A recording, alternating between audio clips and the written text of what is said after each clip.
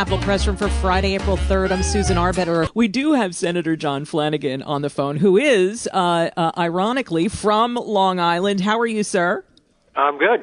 I am good, thank you. So we wanted to talk to you about education. You are the chair of the Education Committee in the state Senate, and you've had a few days to reflect upon the budget. Are you pleased? Yes. I think there's some tremendously good things in the budget. We have demonstrated, again, our commitment to proper funding of public education. We committed $1.4 billion in new money, which was $300 million more than the governor requested. Between that and STAR payments, we now spend $27 billion. So over the last 4 years, just on direct aid to education, we have increased that by $4.4 billion. That's real money. That ain't chump change. Let's talk about some specific changes in this budget. Getting away from the actual money that the legislature added to the governor's executive budget. Educators are not happy that the teacher evaluation bill was bundled with the budget and that there was no opportunity for the profession to weigh in. What would you like to say to those people? I will say a couple of things, but I'm just going to very quickly say, Susan, on the GEA, going back to money for just 1 second. Oh, it's half gone. More than $600 million gone. Now there's just about $400 million left. I'm very confident that we will see it completely eliminated next year. Our advocacy in that regard, I think, has been extraordinarily helpful. Now, to your question, I believe that there are significant opportunities for stakeholders, parents, teachers, administrators, superintendents, the general public, and anyone else who is so inclined to be a part of this process. There will be a public comment period for whatever is suggested. I think the goal here was in large part achieved to streamline the existing system. Yes, were the policy proposals aggressive, and it is unusual to have some of them in the budget? Certainly it was, but last year I would also say that we did similar things on testing for children and all kinds of things of that nature that were helpful. So this is now a process that will have SED in the regions, who are technically the educational policy people and who have at their grasp experts, not only in-house, but people they can reach out to, task forces through SED, superintendents, conference calls that take place on a routine basis. So I think there's a real window here to take a deep breath, even though it's in a short period of time, and get some very good things done for children in the state of New York. There are, speaking of the short amount of time, superintendents, school boards are both saying this is a little like Groundhog Day with APPR. Some of the problems with the current system, they say, came when the districts were put under the gun to negotiate with the unions because it was linked to state aid. And they say that they're in that box again. So how can we expect a different result? Well, a couple of different things. First of all, there's nothing in the law that changed in terms of a tie-in to state aid. That is existing law. The only difference was that these plans were essentially tri-borrowed, meaning that if they had already been agreed upon, that they would continue in existence. But under existing law, every school district has to have an approved plan annually in order to get their increase in state aid. At the time that it was done, it was different in two major respects. They were all separate agreements, so you could have 600 to 700 different agreements for SED to review and to see whether or not they approve, which was cumbersome on so many different levels, not only at the local level, but at SED's level. Right. This is allowing SED to basically come up with a template, or as I've described, basically a box. And as long as you operate within that box, you'll be fine.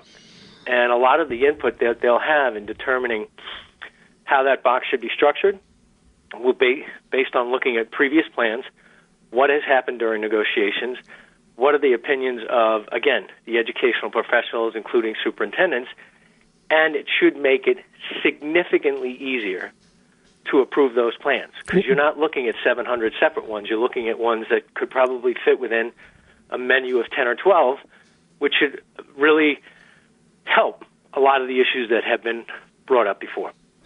The evaluations are using this box. Are you talking about the matrix, that box? No, I'm sort of loosely describing a box. It's just, it's not a wide open universe. There had been some concerns raised that when you have so many different agreements, that are we getting where we need to be? This still allows for collective bargaining. It's just not fully open ended. I want to ask you about the matrix, which is also in the form of a box, and. I'm not an educator, but maybe you can explain this to me. It seems like there are two different categories of measurement, student performance and observations. So I'm wondering how people can say that student performance is not going to be worth 50% of a teacher's evaluation.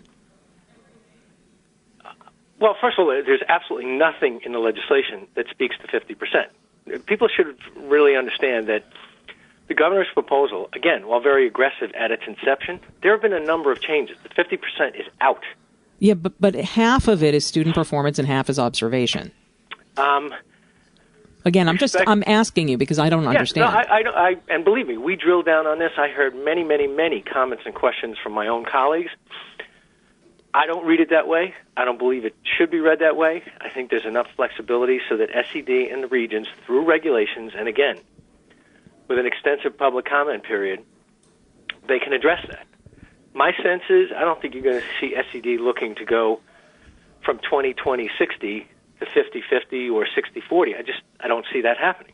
But I think the valuable part of the process is that there's some time to go through that. The intention was clearly not to go to 50%.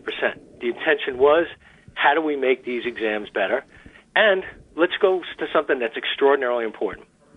We did it last year. We did it again more aggressively this year.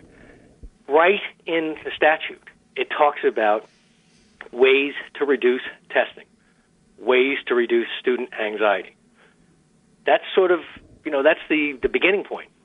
And I think we can get there. And I think given the way some of these discussions have taken place, that SED and the regions can structure things so that there will be far less emphasis on testing at the local level. Do you think that parents will be breathing a sigh of relief because of that? Yeah. I mean, some of the changes we made last year were helpful, but it's a complicated area, that, and you pay attention. I'm not an educator either, but, we both pay attention, and it's a challenge to translate that. But if parents are asking me, I don't care what anyone says, there's nothing in there about 50%. Parents are asking me, we have a report that is all with an eye towards how can they come back to us as a legislature and say, here's where we're making changes. And parental input is going to be crucial. I was on the phone with one of my superintendents today. Every school district should be telling people, this public comment period is going to come. If you're a parent, you're a grandparent, you're a student, weigh in. I think that could go a long way towards making a better product. I want to ask you, just so you know, Chancellor Tisch was on the show a couple days ago, and she echoed what you just said, that she heard you and Assemblymember Nolan say that 50% is not appropriate and not what you want. And she said, I heard that. At the same time, she has floated an idea to allow high-performing schools to opt out of these evaluation rules. What do you think about that? I would make a distinction. I believe, first of all, I agree conceptually. If you have districts that have been routinely performing at a very high level, give them some flexibility. I mean, I have plenty of districts like that, and I recognize there are districts like that all throughout the state. So I did not hear every word she said, but I don't recall her saying opt out. I think that there could be... I think that's my word. Yeah.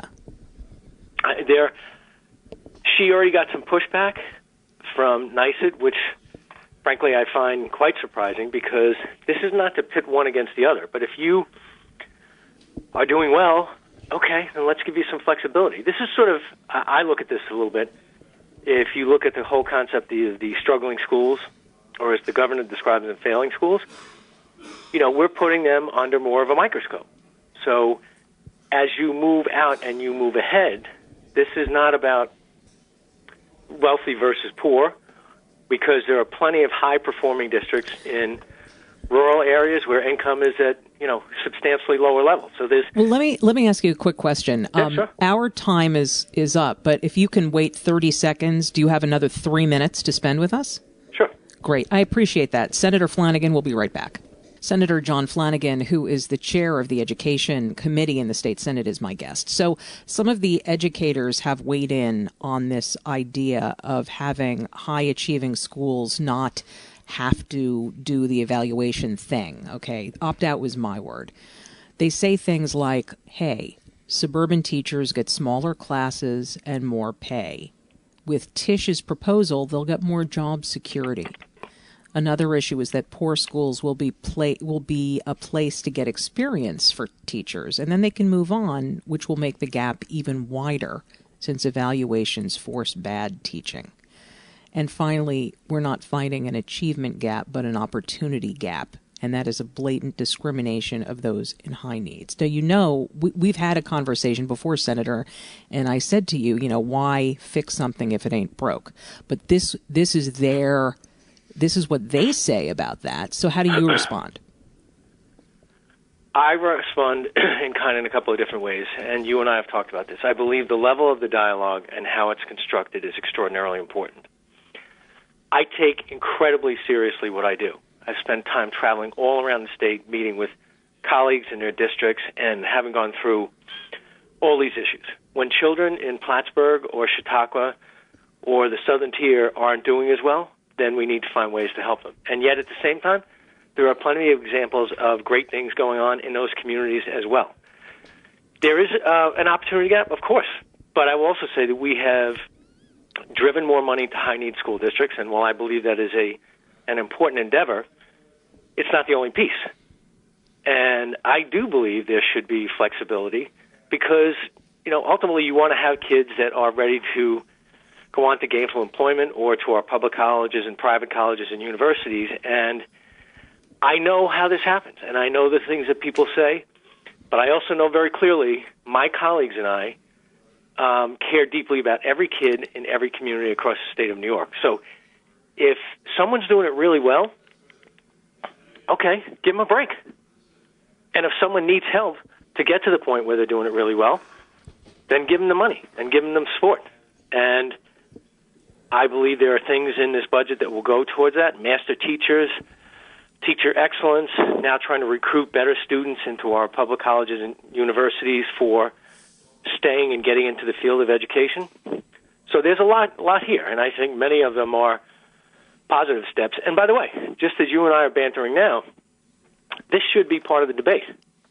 And this process we're now going to go through should afford an opportunity to have some very healthy discussions on these subjects. So you're saying then, Senator, that there is room from here on out for there to be this kind of conversation about the policy, that it's not all written into the budget. Yes, I think yes, I believe that's accurate, and that's why there was flexibility given. And we're all looking at, okay, what type of inherent authority does SED and the regents have to issue regulations? So I think there's a lot of ways we can get to where we need to be.